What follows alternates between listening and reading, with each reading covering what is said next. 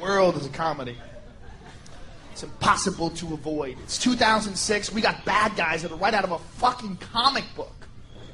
You don't think the world's a comedy? Get high and watch the news. I was watching a CNN special on Osama Bin Laden. I'm like, that guy is right out of a comic book.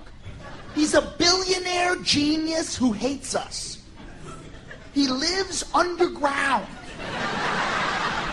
He used to work for the good guys and got all their secrets, but then he switched over to the dark side. And they always almost capture him, but he mysteriously gets away and leaves behind a threatening tape. What is this, a fucking Stan Lee production? It seems so much like a movie that it's so hard to take seriously. And that's why it just like escapes everybody. Like nobody feels like we're at war. Does that feel like war? This feels like fucking Saturday night in San Francisco. It doesn't feel like war. But like we are all part of a tribe, and our tribe is supposedly at war. And it's fucking trippy, man. I read this story where they said they were really close to locating Osama Bin Laden because they were monitoring his cell phone signal. But as if he knew they were monitoring him, right before they could pinpoint his location, he hung up the phone. You know, you hear shit like that, you're supposed to go, fuck, dude, we almost got him, man. You hear about that shit today? Dude, we're that close. They're the best. They're going to get him. He can't hide. He can't hide. That's not what I thought. All I thought was, who the fuck is his provider?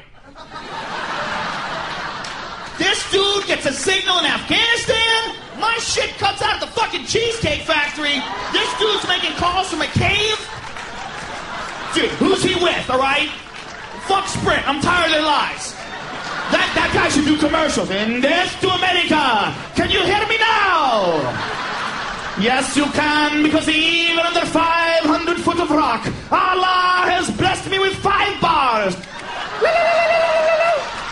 Jihad! Jihad. The terrorist cell phone network, 100%, no drop-off.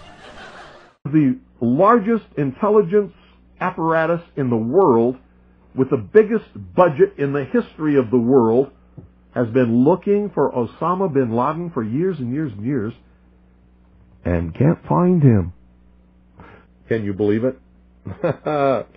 Supposedly, a CNN reporter found Osama Bin Laden, took a television camera crew with him, went into Osama Bin Laden's hideout, interviewed him and his top leadership, his top lieutenants and colonels and generals in their hideout.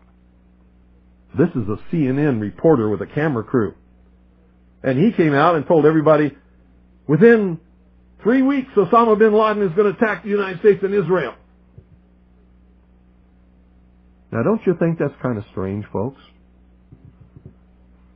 And I'm telling you, be prepared for a major attack.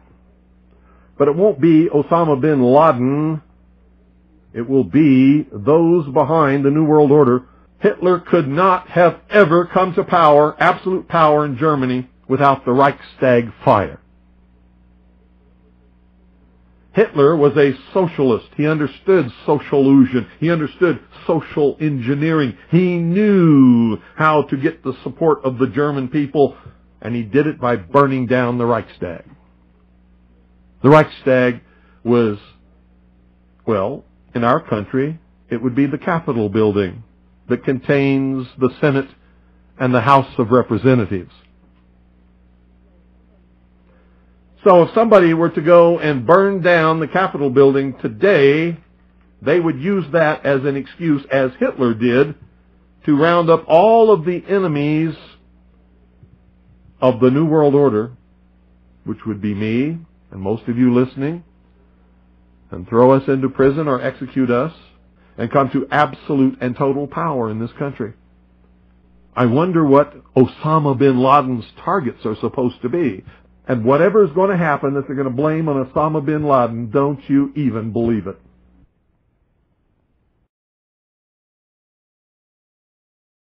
And I get people who still come to me all the time and say, Bill, you're all wrong. It's the Jews. The Jews are subverting the world. Man, it's not the Jews. It's not the Catholics. It's not the blacks. It's these men who belong to the ancient mystery schools, who meet in secret and decide the fate of the world. And they belong to all different races and all different nationalities and all different religions to the public point of view.